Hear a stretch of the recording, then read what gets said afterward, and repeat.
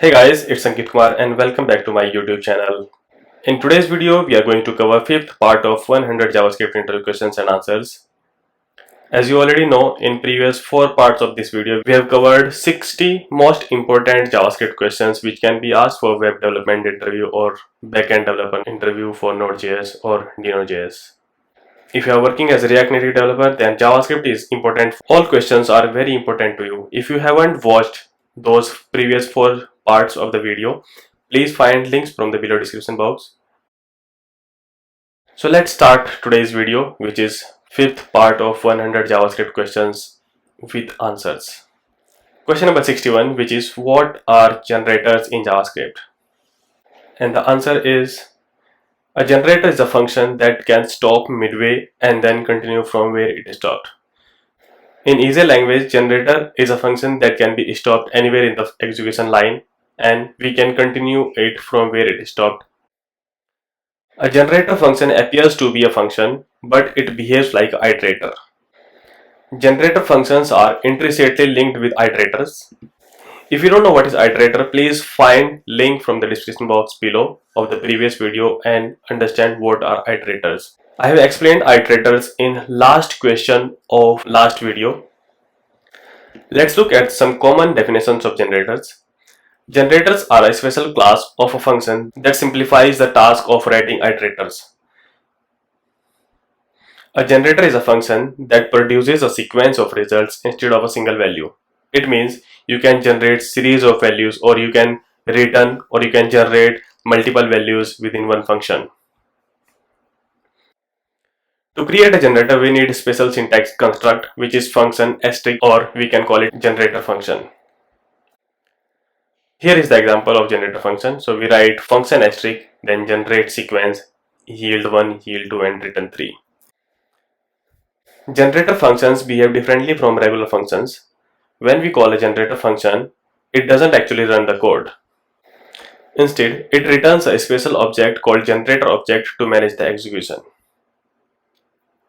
When we call this function generator sequence, it creates an object called generator object. So here in this line, we can create generator object like this. And when we log this generator, it actually logs object generator. So it doesn't execute this function, it just create generator object. The main method of a generator is next method. When called, it runs the execution until the nearest yield statement. Please note, value can be omitted, then it is undefined. Then the function execution pauses and yielded the value it returned to the outer code. The result of next method is always an object with two properties, which are value. Value is the yielded value, and the done. Done is true if the function code has finished, otherwise it returns false. Here we create the generator and get its first yielded value. We have same generator sequence function from the previous example, which is yielding 1, 2 and returning 3. When we call generator sequence, it creates a generator object, which is generator here. Let's now call next method on generator. So we are calling generator.next first time and we are storing value of this next method in one variable. When we console log this one, it returns value 1 and done false. Value is 1 because it was yielding 1 and done false because this function is not completed yet. It has something to execute after this as well. So done is false. Let's now call next method again. It resumes the code execution and return the next yield value. So we have same function generator sequence yield 1, yield 2 and return 3. We have generator object which is created from generator sequence. Now we are calling generator.next again and we are storing return value to the variable called 2. When we console log this 2, it logs on console value 2 and done false. Value 2 because yield is 2 and done false because this function haven't finished yet. And if we call it third time, the execution reaches to the return statement that finishes the function. So if we call it third time, let 3 is equal to generator.next and we console log 3, it returns value is 3 and done is true. Done is true. Why? Because this function sequence is already completed at this line. Now generator is done. We should see it from done is true and process value is 3 as the final result. New calls to next method of generator don't make sense anymore. If we call next method again, they return the same object, done is true, done is true, done is true. Let's look at the graphical representation of normal function versus generator function. So in normal function, what we have a start of function and we have finish of function and it returns something. This is how normal functions works. They start execution and they finish execution and they return something or nothing. While in generator function, at the start of function, it returns a generator object which is an iterator. Then generator starts either by manually calling next method or using loops or functions. On first yield, it yields the value which is defined on first and pause or save the state and exit. When we resume this function again, it yields the next value and pause or save the state and exit. If we resume it again, it finds if there is any other yield value or return value and it continues to go on. So that's how generator functions works. Next question is, what is the for in loop in JavaScript? And the answer is, it is similar to for loop that iterate through the properties of an object. For in loop iterates all over enumerable properties of an object that are keyed by a string. It completely ignores that are keys by symbols.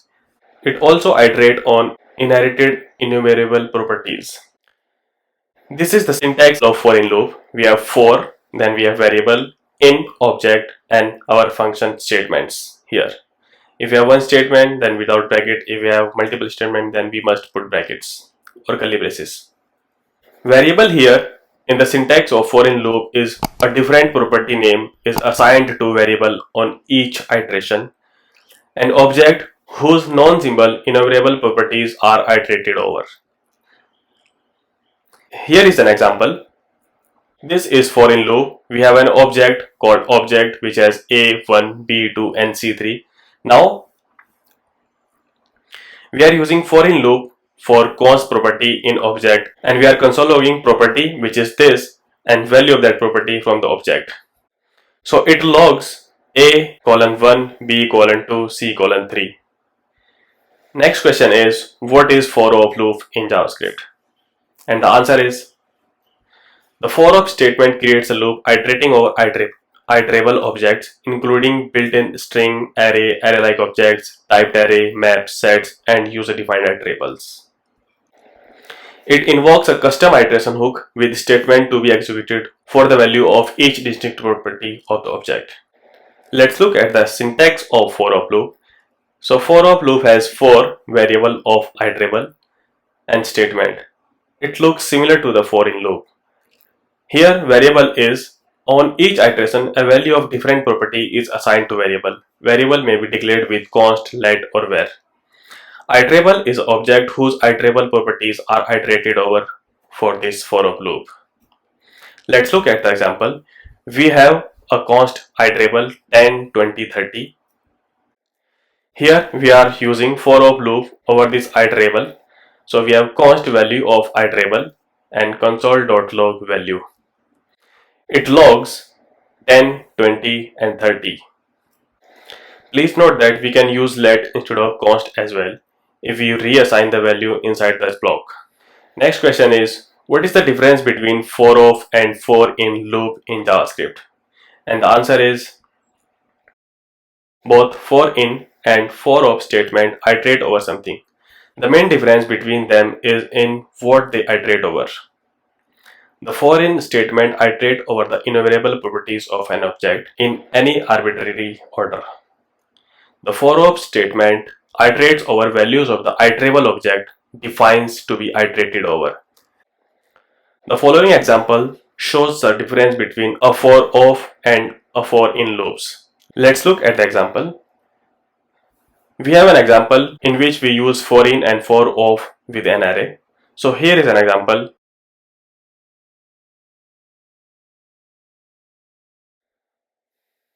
Let's look into the example code step by step. So starting 4 lines, we have object.prototype.obj custom, which is function, and array.prototype.arr custom, which is also a function. Then we have const iterable 357 and iterable.foo is equal to hello.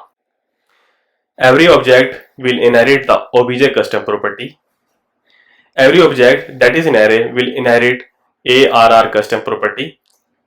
Since these properties have been added to object.prototype and array.prototype respectively, the object iterable inherits the properties obj custom and arr custom because of inheritance in the prototype chain. Next part of the example is for in loop. This for in loops logs only enumerable properties of the iterable object in arbitrary order. So it logs 0, 1, 2, foo, AR custom, obj custom. Please note that it doesn't log array element 3, 5, 7 or hello because those are not enumerable properties. In fact, they are not properties at all, they are the values. It logs array indexes as well as AR custom and obj custom, which are properties. Next piece of code from the example is this. This loop is similar to the first one, but it uses has on property. We check whether this property belongs to this object, means it is not inherited from any other object or any other class. If it is not inherited, then it logs this value. The properties 0, 1, 2 and foo are logged because they are on properties and not inherited from anywhere else. Properties arr custom and obj custom are not logged here because they are inherited. Next piece of code from this example is this. This loop iterates and logs values that iterable as an iterable object defines to be iterated over. The object's elements 3, 5, 7 are shown but none of the object's properties. Next question is, what are the falsy values in JavaScript? And answer is, we have falsy values in JavaScript, which is empty string, 0, null, undefined, nan and false. So why these values are falsy values? Actually, falsy values are the values that when converted to Boolean becomes false. So each of these value will become false when converted to a Boolean. Next question is, how to check if a value is falsy or not? And the answer is, in previous answer we saw that these values are falsy values. How to check whether these values are falsy or not? So we can use Boolean function or double not operator to check whether these values are falsy or not. Next question is, what does the double not operator do in JavaScript? And the answer is, the double not operator or double exclamation mark operator coheres the value of right side into a Boolean. It's actually a fancy way of converting a value into Boolean. Let's look at some of the examples. If we do double not null and log it, then it logs false.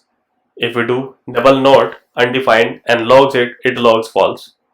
If we do double not empty string, it logs false. If we do double not 0, this returns false, and if we log it, it logs false. If we do double not nan, it logs false.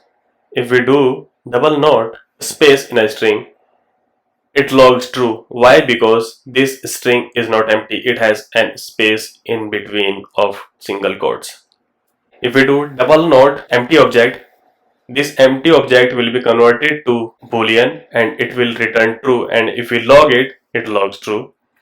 If we do double not empty array, it logs true, same as object. If we do double not 1, it logs true. If we do double log empty array dot length, it logs false because empty array dot length returns 0 and double not of 0 becomes false and it logs false. Next question is, how to evaluate multiple expressions in one line? And the answer is, we can use comma, yes, comma, this comma operator to evaluate multiple expressions in one line. It evaluates from left to right and return the value of the last item on the right or the last operand. Let's look at the example. So we have an example which has x is equal to 10 and it is doing some computation here or evaluation here which is stored in x, and then console.log x, and we have a function add 10. It add 10 to this number. Let's understand this line by line. So here we have x is equal to 10, so value of x is 10. In the next line, if we do x plus plus, the value of x becomes 11 because it returns x plus 1. In the next expression, which is x is equal to add 10, so x is 11, so we are passing 11 here, and 11 plus 10 becomes 21. So here x has value of 21. Next expression is x is equal to x into 2, so it becomes 42. So x has value 42 here. Then we are doing x is equal to x minus 5, so value of x becomes 37 here, and last expression is x is equal to x plus 10, so it becomes 37 plus 10, which is 47. The final value of x, which is stored in this variable left side, becomes 47. If we now logs console.log x, it logs 47. So this line will log 47. Next question is question number 69, which is what is the prototype of an object? And the answer is a prototype is blueprint of an object. Meaning of prototype is actually blueprint. Here in JavaScript as well, a prototype in simplest term is a blueprint of an object. It is used as fallback for properties and methods if it does exist in the current object. Is the way to share properties and functionalities between the object. Is the core concept around JavaScript prototypal inheritance. Let's now understand prototype by examples. So here we have an example which has const empty object which is stored in obj. If we are console logging obj.toString, it actually logs object. Even though obj.toString method does not exist in obj object, it does not throw an error. Instead, it returns string object. When a property does not exist in the object, it looks into its prototype. If it is not there also, then it's look into prototype, then prototype, and so on until it finds a property with the same in the prototype chain. The end of prototype chain is the object.prototype. Next question is, what is the use of function.prototype.apply method? And the answer is, the apply method invokes a function specifying the this or the owner object of the function on the time of invocation. Let's look at the example. So we have an example which has message detail hello world, then function get message, and then get message.apply message details. It returns hello world. This method look like prototype.call method. The only difference is how we pass the argument. In apply, we pass argument as an array. Let's look at the code example. So here we have an example of function.prototype.apply, which is this. We have const object me which has name ak, and function greeting message which returns greeting message dot this dot name. If we do greeting.apply me comma array of string, then it returns hello ak. Next question is, what is the use of function.prototype.call method? And the answer is, the call invokes a function specifying the this or the owner object of the function on the time of invocation. Let's look at the example. So here we have same example which has message detail hello world, and it does get message.apply message details. This method look like function.prototype.apply. The only difference is how we pass the argument. In call method, we pass directly argument separated by a comma for every argument. Let's look at the example. Here we have an example for function.prototype.call method, which is this. We have same object me which has name ak, and we have same function greetings which accepts greeting message and returns greeting message with the name. Now we are calling call method greeting.call function comma hello, and it returns hello AK. So you can notice that in greeting.apply method we were passing our argument within array, but here we are passing our argument with a comma separated values. That is the only difference in function.prototype.call and function.prototype.apply. Next question is, what is the difference between function.prototype.apply and function.prototype.call? And the answer is, the only difference between these two is how we pass the argument in the function when the function is being called.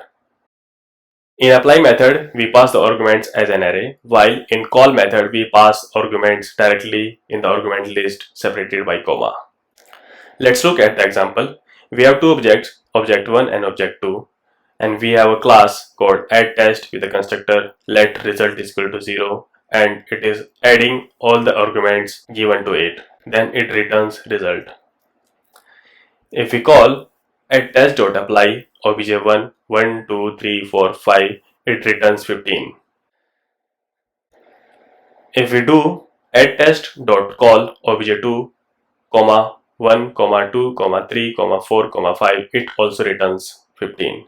The only difference between this line and this line is we are passing here arguments as an array and here directly separated by comma. Next question is, what is the uses of function.prototype.bind method? And the answer is, the bind method creates a new function that when called has its own this keyword set to the provided value with a given sequence of arguments preceding any provided when the new function is called. This is the syntax of bind method. The simplest use of bind is to make a function that no matter how it is called with a particular this value. So the main purpose of having bind method is to provide this value to that function whenever it is called, no matter how it is called. A common mistake for new programmers is to extract a method from an object, then to later call that function and expect it to use the original object as its this. For example, by using the method in callback based code. Without special care, however, the original object is usually lost. Creating a bound function from a function using the original object neatly solves this problem. Let's look at the example. Here we have this .9. Here this refers to the global window object here in the browser. Then we have an object module which has x81 and getX, it returns x. If we do module.getX, it returns 81, which is this. If we declare a variable retrieve x is equal to module.getX and then we call retrieve x, it returns 9 because the function get invoked at the global scope. Here we are creating a new function with this bound to the module. So we have a const bound getX retrieve x dot bind module. If we do bound getX, it returns 81 because we have bound this module to retrieve x. So when we call bound getX, it returns 81's property x, which is global, and property x, which belongs to module, might confuse to the new programmers. So please make sure to understand this x is different and this x belongs to this module. Next question is, what is the functional programming? And the answer is, as a good programmer, you probably want to write elegant, maintainable, scalable, and predictable code. So the principles of functional programming, or FP, can significantly aid these goals. Functional programming is a paradigm or a style that values immutability, first-class functions, referential transparency, and the pure functions. If none of these words make sense to you, don't worry, we are going to cover all these terminologies in this video. Let's look at brief history of functional programming. Actually, functional programming evolved from the lambda calculus, which was a mathematical system built around functional abstractions and generalizations. As a result, a lot of functional programming languages look very mathematical. Good news is that you don't need to use functional programming language to bring functional programming principles to your code. In this video, we are using JavaScript, which has a lot of features that make it amendable to functional programming while not being tied to that paradigm.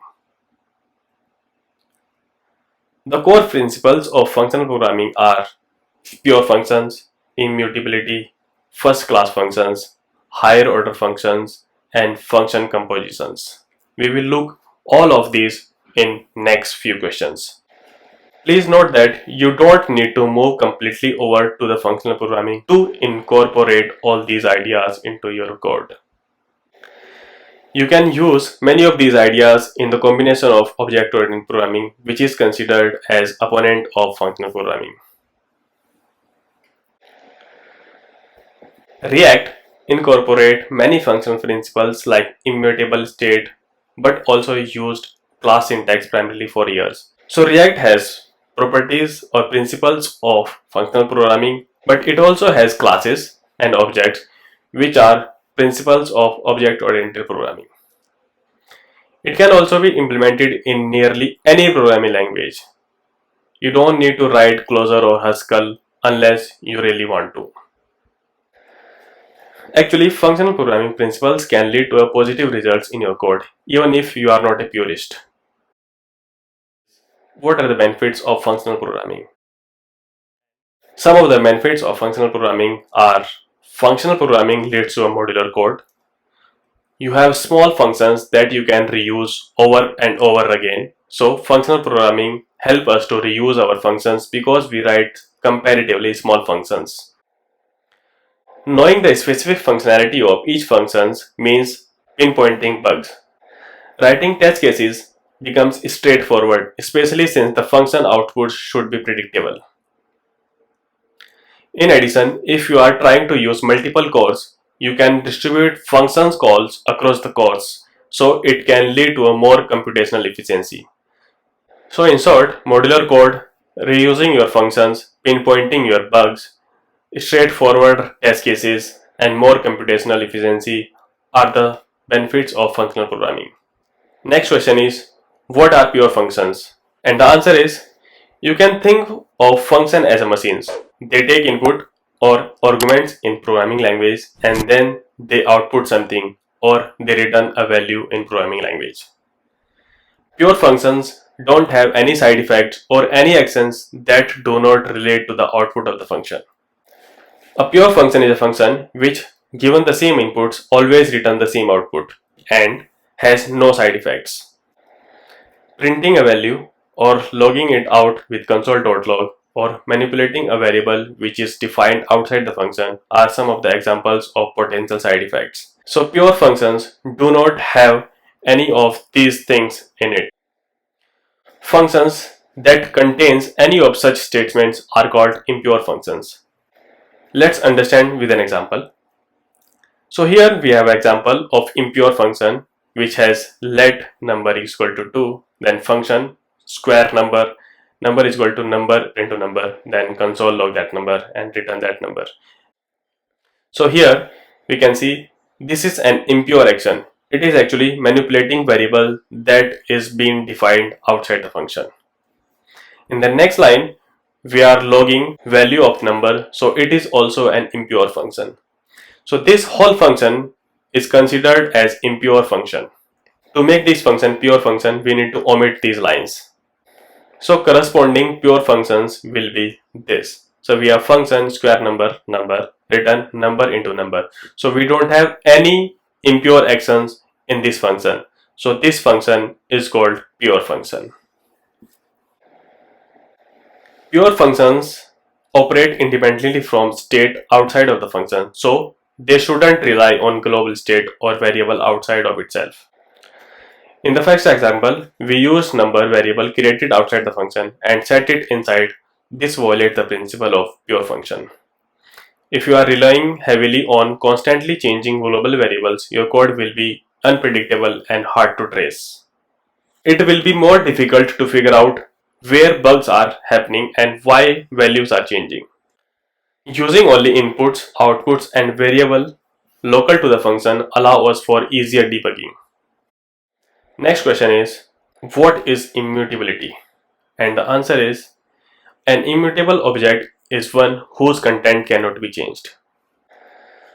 An object can be immutable for the various reasons, for example, to improve performance by implementing no planning for object's future changes. Second reason can be to improve memory uses or to reduce memory uses by making sure that we create only object references instead of cloning the whole object. Third reason is thread safety. Multiple threads can reference the same object without interfering with one another. Immutability is a central concept of functional programming because without it, the data flow in your program is lossy, state tree is abandoned, and strange bugs can creep into your program. Immutable object can't be changed at all. You can make a value truly immutable by deep freezing the object. JavaScript has a method that freezes an object one level deep. Let's look at the example. So here we are creating one object, frozen obj, by object.freeze method and providing the value. If we do frozen.foo is equal to goodbye, it gives an error, cannot assign to read-only property foo of object frozen obj. But frozen objects are only superficially immutable. Actually, we can mutate the value of frozen object as well. Let's look at the example. Here we have an example of frozen object, frozen obj, which is created by object.freeze, and it has foo, greetings, hello, bar, world, and buzz. If we do frozen obj.foo.greetings goodbye, it will change value of greetings from hello to goodbye. If we console log it now, it says goodbye world. That's how we can mutate the value of immutable object as well. Next question is, what are the first class functions? And the answer is, in functional programming, our functions are first class, which means we can use them like any other value.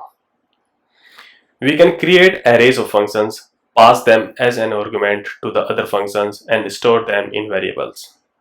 Let's look at the example of first class functions. Here we have example of first class functions. We have one function which is this, it returns 1 plus 2. We have another function which is this, it logs high, and another function which returns 3 into x. And we are storing these functions into an array, and that array is being stored in my function array. If we do my function array 2 of 2, it returns 6. In this line, what we are doing, we are calling function from this array which is at second position. So this position is 0, this position is 1, this position is 2. And we are passing 2 as an argument for this function. So what it does, it passes x is equal to 2 and it returns 3 into 2 as 6. So it returns 6. In the next line, we are doing const my function, another function which returns another function's 20. We have const second function x arrow x into 10. If we do my function second function, it returns 200. So these are the examples of first class functions in JavaScript. Next question is, what are higher order functions in JavaScript? And the answer is, higher order functions are the functions that do at least one of these two things, and these two things are, they either take function as its parameters or they return a function. If any function which is taking function as a parameter or returning a function is called higher order function in JavaScript. Let's look at the example. Here we have a function, higher order function, which accepts param and callback. Because you know callback is also a function and it returning a function as a return value, which is callback again. So this function is fulfilling both of the conditions to become higher order function. Next question is, what is function composition? And the answer is, function composition is when you combine multiple simple functions in order to create more complex ones. So you could have one average array function that combines to average function with a sum function that sums up array's value. The individual functions are small and could be reused for other purposes, and in combination they perform a more complete task. All of this process is called function composition. Let's look at the example now. So in this example we have average array function which accept ARR, and which has average function which accept sum function and ARR.length.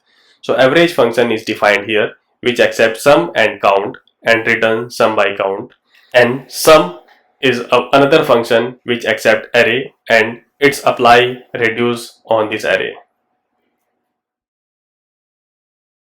That's all for this video, guys. If you found this video useful, please press thumbs up, share with your friends so that they can also get benefited from my videos, and please don't forget to subscribe to get notified about more technical interesting videos from Tech Talks. If you have any question or any feedback for me or any suggestions to improve my next videos, please write down below in the comment box. Thank you.